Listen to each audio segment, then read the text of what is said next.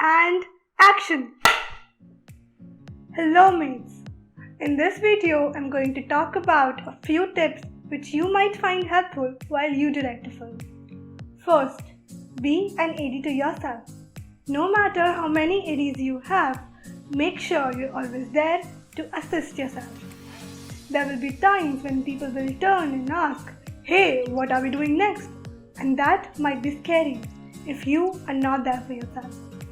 Second, communicate. Make notes, diagrams and flowcharts on your script.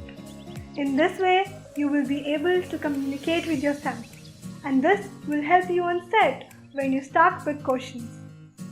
Third, cull the shortlist. Club the few shots together and highlight the ones which are not 100% necessary. This will help you while you're running out of time and want to make things quicker. You will know what shots you can skip and what shots you can club together. This is for the time being. Hope you enjoyed the video. Please like and share. Cut!